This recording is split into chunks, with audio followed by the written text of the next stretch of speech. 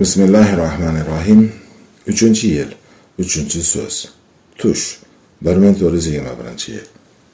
Butun olam tushdan iborat ekan va bu diyorda yor yig'lab o'tsa ham, yorning ko'z yoshi tush ko'rishga arziydi. Men uyquda edim va inson zotining bari uyquda edi. Agar uyquda bo'lsang, tush ko'rishing lozim. Mening o'zim ham uzoq yillar bo'yi tush ko'rib yashadim. Tushlarimdan faqat bittasini, tushlarim ichidagi eng kamtarona, eng chiroyli bir tushni unutmadim. Unuta olmadim. Ta'birning ham keragi yo'q. Bu tush shu turishida ham chiroyli edi-da. Afsuski, tushlar qisqagina bo'lar ekan. Bunga ham o'rganib qoldim. Ishq va muhabbatning 3-mavzusi tushdir. Bu masalada voqelik tushga aralashib ketadi. Odam tushida ma'shuqni ko'rmay turib, hatto tush ham ko'rmay turib, oshiq bo'la olmaydi. Bu sir avvalambor Hazrati Yusufga bildirilgan bo'lib, natijada u zot qorong'u zindonga tushdi. Tush oshiq bo'lmagan inson uchun zindonda. Bu masalada Hazrati Yusuf yo'lboshchidir. U zotning nazari bilan qaraydigan bo'lsangiz, tushlarning mohiyatini ko'ra olasiz. Siz tushingizda birinchi marta ko'rgan inson ham, oxirgi marta ko'rgan inson ham Yusufdir. Yusufni tanimaydigan bo'lsangiz, suratlarga chog'lab qolasiz. U zotni boshqa birov bilan adashtirib qo'yasiz. Hatto tushlaringizni ham uvol qilasiz. Gulhayoni tushimda ko'rdim va ko'zlarim kuydi. Bu tushga dosh bera olmadim. Ojiz va g'ofil banda bo'lgan bir yigitcha bunga qanday ham chidasin? Tushda Yusufni ko'rish, u zotni tanish kerak ekan. Agar Yusufni taniy olmasangiz-chi? Gulzorning o'sha atir gulini tushimda ko'rgan edim. Uning gul chehrasini tushimda tomosha qildim. Har holda asl vatanimizga o'xshash bir joy ko'rindi tushimda va faqat mana shu diyorga mahliyo bo'ldim. Axir men Gulhayoni avvalroq ko'rmagan bo'lsam, u qanday qilib tushimga kirar edi? Demak, qandaydir bir diyor avvaldan bor bo'lgan va men o'sha diyorda Gulhayo bilan tanish bo'lganman. Men bu tushda kuyib ketdim. Men bu tushni o'ngimda bo'lyapti deb o'yladim va tushimda o'zim ko'rgan mozor boshida ko'z yosh to'kdim. Bu qabr ichida tushlarimga kiradigan bir dilbar ko'milgan. Men esa jim bo'ldim. Bir og'iz ham gapirmadim. Agar og'zimni ochsam, tushlarim yo'q bo'lib qolar edi-da. Tilloni taroziga qo'ydim. Tuproqdan yengil keldi. Tushni ta'birlab ko'rdim. Qalbimga og'ir botdi. Gulhayo tushimda anqoq qushi kabi edi. Tushim voqelikka aylandi va anqoq qushim tuproqqa do'ndi. Shuni bilingki, tushda ko'rgan barcha narsangiz zehningizdagi surat xolos. Oltin o'zar, duru gavhar deysizmi? Qiymati deb bilganingiz nimaiki bo'lsa, siz uyg'ongan chog' kaftingizda bir siqimchanga aylanib qoladi va salom. Tushda sukut lozimdir. Tushda yashaydigan ma'shuq sizga sirni shig'irlab aytib bergunicha qo'yib bering. Gapirmang, shunda tovushni eshitasiz. Tushingiz haqida ag'ayorga gapirmang. Tilingiz, ko'nglingiz va siringiz kuyib qolmasin. Tushlar sizni tark aylasa, bilingki, demak, ishq va muhabbat ham sizni tark aylabdi. Tushsiz insonni men inson deb ham o'tirmayman. Shunday, tush ko'rmaydigan insonlarga so'z qotmayman ham. Tushida ishq va muhabbatni ko'rmagan inson tush ko'rdim deb gapirib ham yurmasin. Hali tush ko'rmagan inson esa umuman ishq va muhabbat haqida so'z ham ochmasin. Xullas kalom, odam zoti doim uyquda ekan, har bir odamning o'ziga yarasha tushi bor. Bu davrda Gulhayo tushlarimga ham kirib chiqqan bir ishq va muhabbat parisi edi go'yo. Xullas, Gulhayo mening tushim, orzuyim edi. Menchi? Men ham uning tushiga kirarmikanman? U uyg'ongan vaqt siz bu uyg'onishni o'lim deb aytasiz. Hovuchida changallab turgan tuproq menga o'xshaydimi? Gulhayo uyg'ongach, ya'ni o'lgach, nima qilishni ham bilmay qoldim. Nimaiki gapirsam, ma'nosiz chiqar. Gap so'zimni bironta odam tushunmas edi. Odamlar o'zaro gaplashishadi. Ularning tovushi esa menga tushunarsiz tuyuladi. Ha, bu diyorni endi tark etaman. Atirgullar bilan vidolashaman. Har holda maqsadim bu dardni unutish bo'lgani uchun bu fikr hayolimga kelib qoldi shekilli. Na padari buzrukvorim, na ona ezorimga bu sirimni oshkor qildim. Butun kasallik men haqimda gapirar. Odamlarning tilida Gulhayo va men edim. Shuncha gap so'zdan keyin nima ham qilishim mumkin? Mening toqatim ushbu og'riqqa darmon topishga yetmas edi. Kasallikning har bir xarichi Gulhayoga o'xshab ketar edi. Quyosh Gulhayo kabi porlar edi. Atirgullar uning ko'ylagi rangidan libos kiyar edilar. Osmon va falak uning ko'zlari rangiga bo'yanar. Havo esa uning kipriklariga havasda edi. Kasallik diyori Gulhayo edi go'yo. Men esa bu uyqudan uyg'onib ketgach, uni eslatadigan shuncha ko'p narsani ko'rishga toqat qila olmas edim. Men barchadan sir tutgan va yashirgan, nomus qilib hech kimning nigohi ham tushishini istamagan ishq va muhabbatim endi barchaning tilida doston edi. Padari buzrukvorim va onayizorim ham pinhoniy ishq va muhabbatimdan xabar topdilar. Ular menga bu haqida so'z ochmadilar ham. Meni biron marta savolga tutmadilar ham. Ular kuyib ketayotganimni ko'rib turar va sukutni afzal bilar edilar. Aslida ularning men bilan gaplashishlarini umuman istamayotgan ham edim-da. Men sayyohdek yo'lga tushaman. Olamni kezsam, kasallikni, atirgullarni va Gulhayoni unutarman. Shaharma shahar sarson bo'laman. Odamlarim bilan uning ismini o'chiraman. Shaharlarni ko'rsam, kasallik asta unutilib ham ketar. Boshqa shaharlardagi atirgullar uning rangida bo'lmaydi. Quyosh ham unga o'xshamaydi. Shunday xulosaga keldim. O'zim shunga ishondim va yo'lga ravona bo'ldim. O'sha payt qayerga ketsam ham Gulhayo men bilan birga kelishini hali bilmas edim.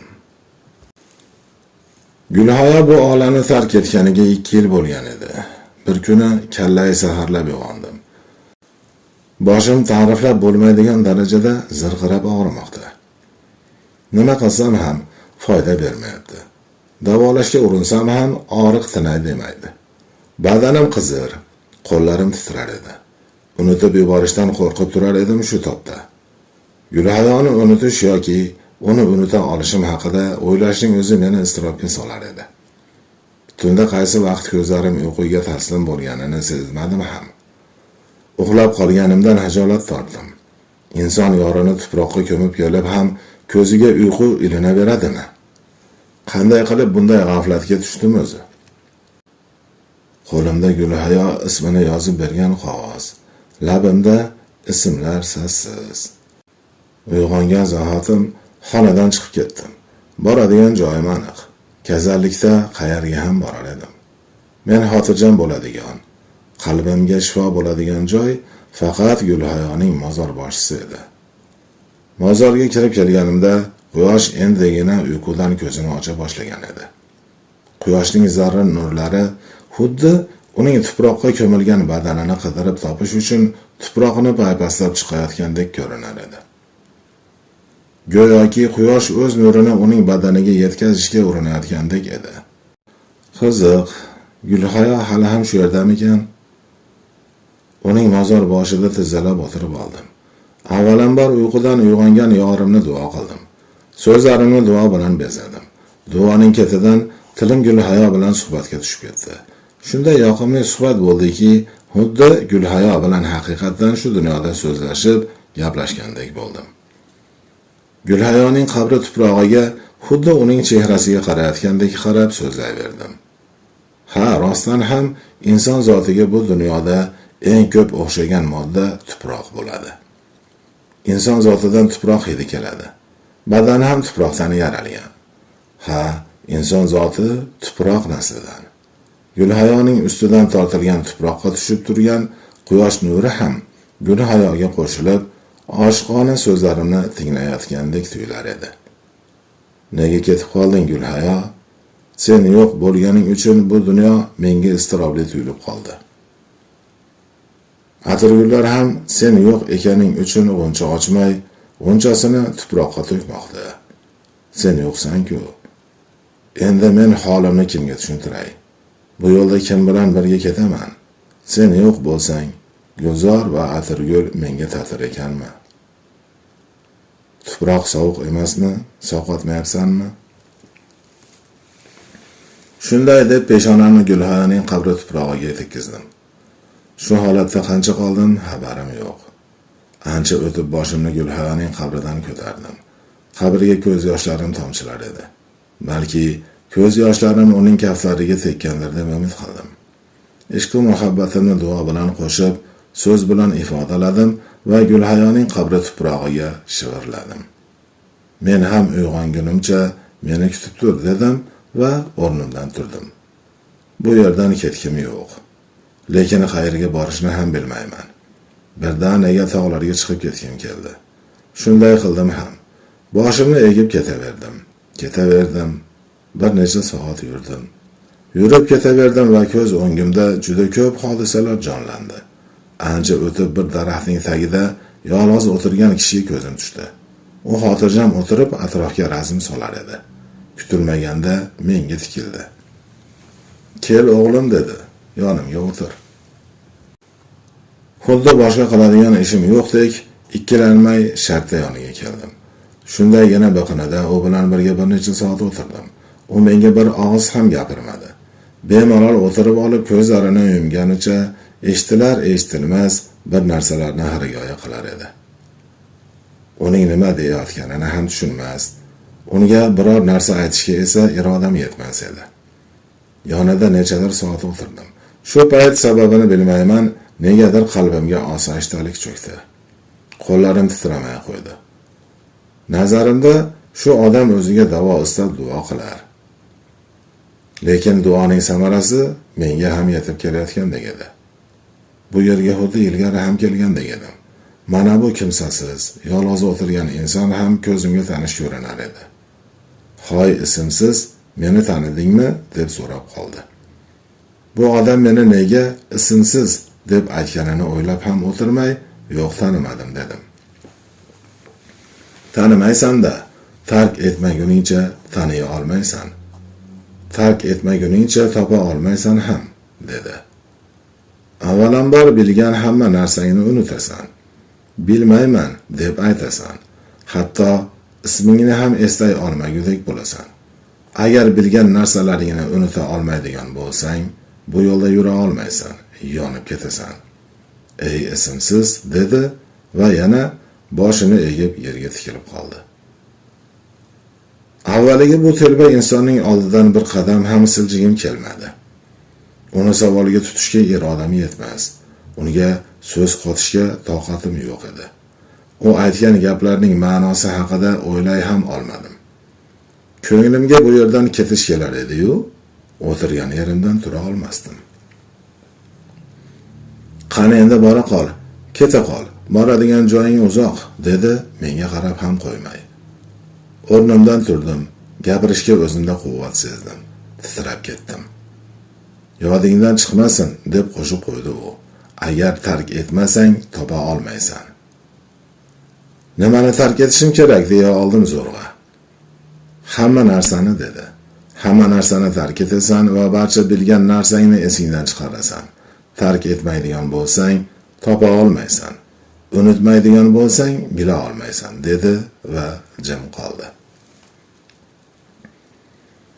Mana shu lahzadan boshlab barcha narsani tark etdim. Dunyo boyligidan nimaiki bor bo'lsa, barini olib uloqtirdim. O'zim nima qidirayotganimni ham bilmay, nimadan qochayotganimni ham anglamay, boshimni olib ketishga qaror qilib bo'lgan edim. Ertasi kuni tong otmasidanoq yo'lga ravona bo'ldim. Qayerga ketishimni ham bilmay turib, uyimni, kazallikni, atirgullarni va Gulhayoni tark ayladim. Ismimni hech kim bilmaydigan, meni hech kim tanimaydigan diyorlarga bosh olib ketaman. Ichim kuymoqda, lekin baribir ketaman. Gulhayoni qalbimga ko'mib, yo'llarni o'zimga maskan deb bilaman. Makonsiz va zamonsiz darbadar yashayman. Hech kimga ismini ham aytmaslik niyatida, hatto ismimni ham xotiramdan o'chirishga urindim.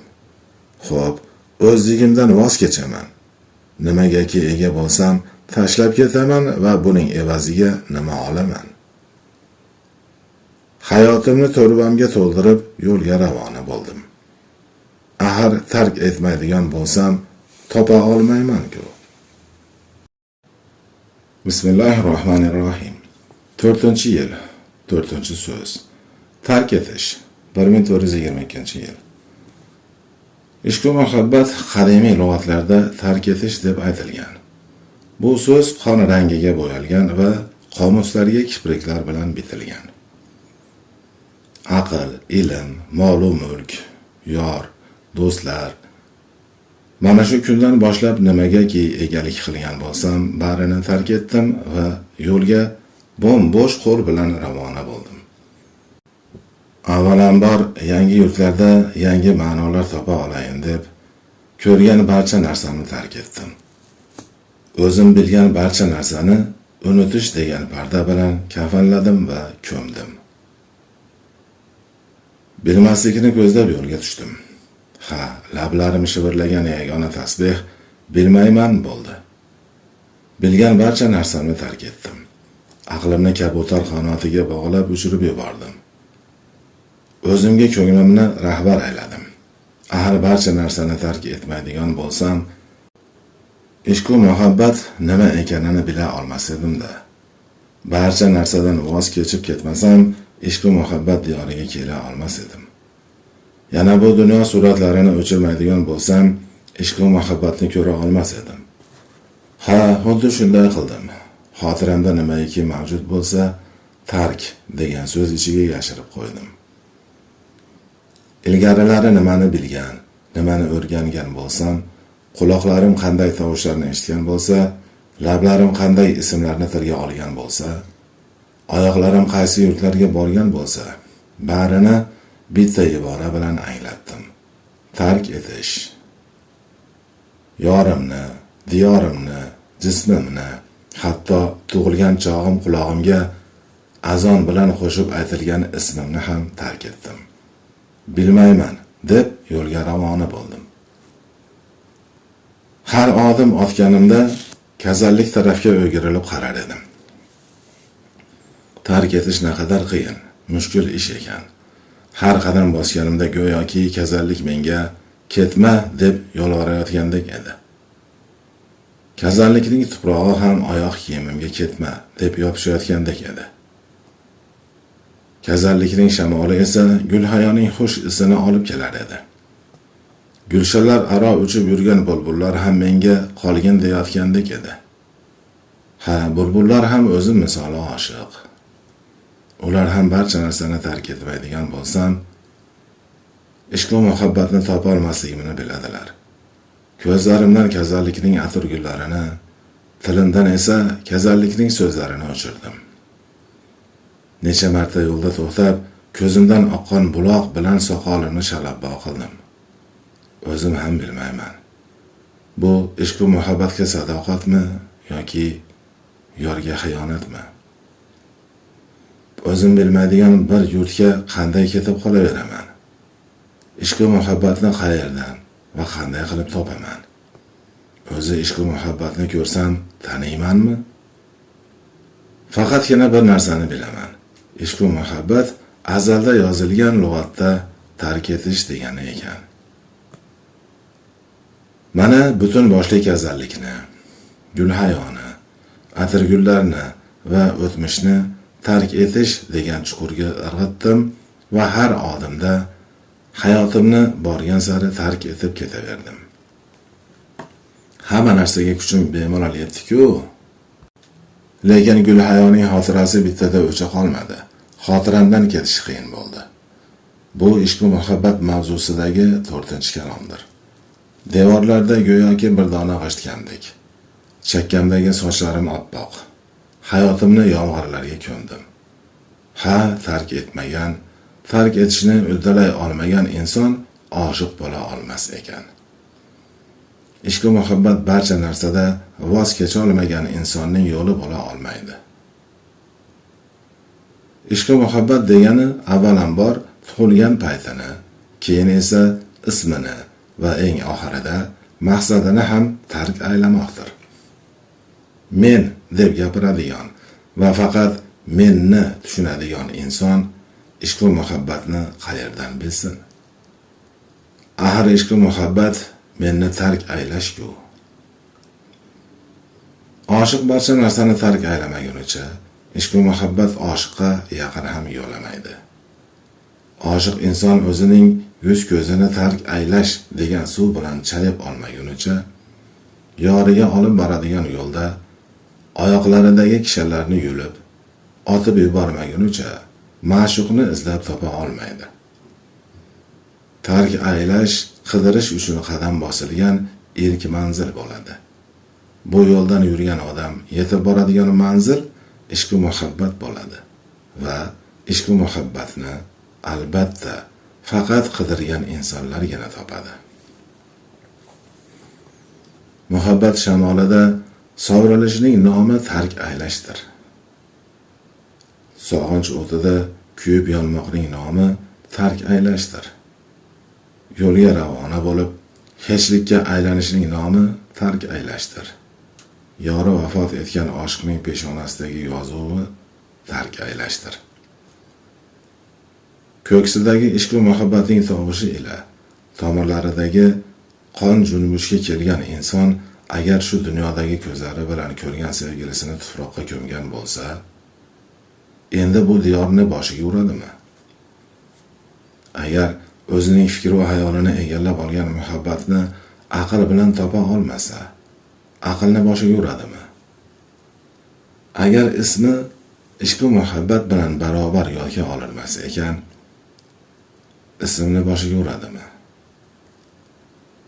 Oshiq bu dunyodan ko'chib ketgan yorini qidirishga tushishdan avval barcha narsani tark aylashi lozim. Axir o'lim ishq va muhabbatning egniga kiydirilgan bir ko'ylak xolos. Ishq va muhabbat inson zotini hech qachon tark aylamaydi. Ishq va muhabbat tomirlarda jo'sh urgan hisdir. Ko'zlardan nurdek yog'gan tuyg'udir. Qog'ozga durdek tizilgan so'zdir. Ha, modomiki suygan insoningiz bu diyordan asl muhabbatga loyiq zot huzuriga ko'tarilgan ekan, ishq va muhabbatdan tashqari hamma narsangizni tark aylang. Ismingiz ishq va muhabbat, jismingiz ishq va muhabbat, tasbihingiz ishq va muhabbat bo'lsin. Ismsiz, jismsiz, tussiz bo'lingki, ishq va muhabbat o'zi sizga ism topsin. O'zining borlig'ini jismingizga qolipdek tushirsin. O'z rangini ishq va muhabbat ustiga bo'yasin. Ishq va muhabbatni qidirayotib barmoqlaringiz kuysin. Ishq va muhabbat sari ketar ekansiz, odamlaringiz tutab ketsin. Har odim otgan chog'ingiz bu o'tkinchi olam oyoqlaringizni o'psin. Mol, mulk va matohlar oyog'ingiz tagida qolsin. Ishq va muhabbatsiz inson do'zax monand bu olamda bir gadodir. Bu olam oshiq insonga xizmat qilishga shay. Ismim, jismim, hayotim va o'zim egalik qilgan barcha narsani, shu narsalarni qo'lga kiritishni istaganlarga berib yubordim. Ularni bittada tark ayladim. Evaziga menga ishq va muhabbat berilishini so'radim. Qo'limda nimaiki bo'lsa, tark etdim. Faqatgina bir ism lablarim orasida qolib ketgandek, tark etilishga unamayotgandek. Lug'atimda nimaiki bo'lsa, barini yo'q qildim, tark ayladim. Ko'nglim qomusidan birgina ismni o'chira olmadim. Gulhayo. Ha, o'zing ham bu olamni ishq va muhabbat yo'lida tark aylagan eding, to'g'rimi Gulhayo? Endi kasallikni bir necha yil avval tark etgandek bemalol ketib borar edim. Ha, ichim kuyyapti. Lekin bir lahzaga ham ortimga o'girilib qarayotganim yo'q. Bir marta bilmayman dedim va kasallikni unutdim. Yana bir marta bilmayman dedim va atirgullarni unutdim. Bir marta bilmayman dedim va ismimni ham unutdim. Lablarim orasida faqat ishq va muhabbat qoldi. Men g'ofil banda, ishq va muhabbat o'zi nima ekanini ham bilmas edim.